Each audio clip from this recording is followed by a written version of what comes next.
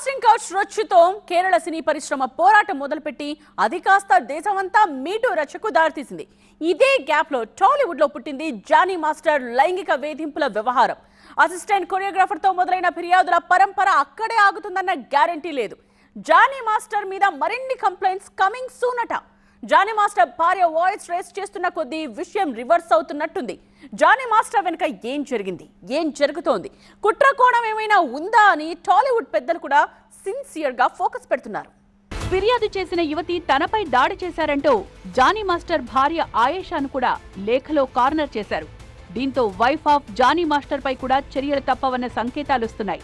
Johnny master భార్య తన ఇంటికొచ్చి మతం మార్చుకుని తన భర్తను పెళ్లి చేసుకోవాలని ఒత్తిడి తేవడంతో పాటు భౌతికంగా దాడి చేసినట్లు కూడా ఫిర్యాదులో రాసింది. అందుకే ఈ కేసులో ఆయేషాను కూడా నిందితురాలుగా చేరుస్తారని, ఆమెతో పాటు మరో ఇద్దరి మీద కూడా పోలీసులు ఫోకస్ చేశారని తెలుస్తోంది. భర్తకు డిఫెన్స్ గా నిలబడే క్రమంలో జానీ మాస్టర్ భార్య మితిమీరి దూకుడు ప్రదర్శిస్తున్నారని ఆరోపణలొస్తున్నాయి. మీడియాలో ఆమెస్తోన్న ఇంటర్వ్యూల్లో కంటెంట్ శృతి మించుతోందని అభ్యంతరాలొస్తున్నాయి.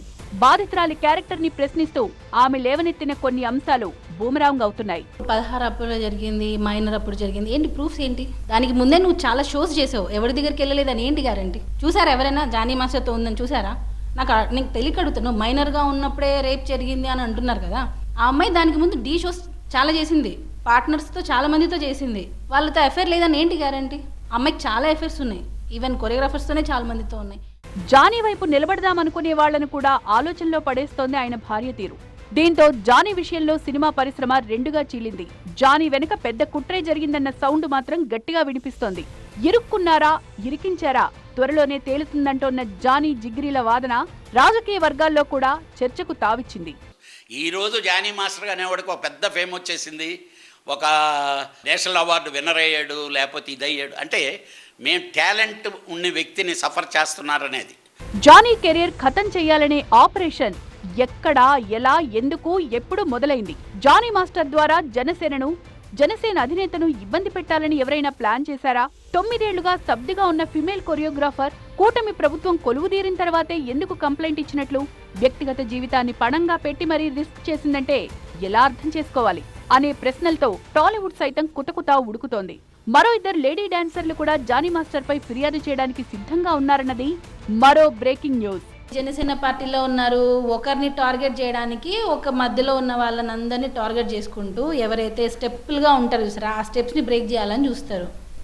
అర్థమైందా? మెయిన్ స్టేజ్కి వెళ్ళాలి అని అంటే ఇక ఎక్కడికి వెళ్ళిపోతాడేమో, సో ఇక్కడే ఉన్నప్పుడే తొక్కేయాలి. 1 ఇయర్ నుంచి అవే ఉన్నావు, దూరంగా ఉన్నావు, ఇప్పుడు వచ్చి నన్ను సెక్షువల్గా హెరాస్ చేశాడు అని పెట్టడానికి రీజన్ ఏంటి? చూపించమనండి. 16 ఇయర్స్లో అమ్మాయి రేప్ చేసింది అని అంటే నేనే మాస్టర్ని వదిలేసి వెళ్ళిపోతా. ఇదే సమయంలో పవన్ ఆత్మబంధువుగా పేరున్న త్రివిక్రమ్ శ్రీనివాస్ ని సైతం పాత అభియోగాలు వెంటాడుతున్నాయి. నాగబాబు, సి కళ్యాణ్ లాంటి కొందరు సినిమా సెలబ్రిటీలు బాహాటంగా మద్దతు పలికినప్పటికీ జానీ మాస్టర్ ఎపిసోడ్ తో సినిమా పరిశ్రమ మరోసారి డిఫెన్స్ లో పడింది. మీటూతోనే ఆగిపోకుండా లవ్ జిహాదీ లాంటి సీరియస్ ఎలిగేషన్స్ కూడా వెల్లువెత్తడంతో మూవీ ఆర్టిస్టుల సంఘం కూడా తీవ్రంగా పరిగణించింది, లోతుగా విచారణ చేస్తోంది. కానీ ఇప్పటికే జానీ మాస్టర్ తప్పు ఒప్పుకున్నట్లు రిమాండ్ రిపోర్ట్ సిద్ధం కావడం, కస్టడీ పిటిషన్ పెండింగ్ లో ఉండడం ఆయన సానుభూతి పరుల్ని డిఫెన్స్ లో పడేస్తోంది.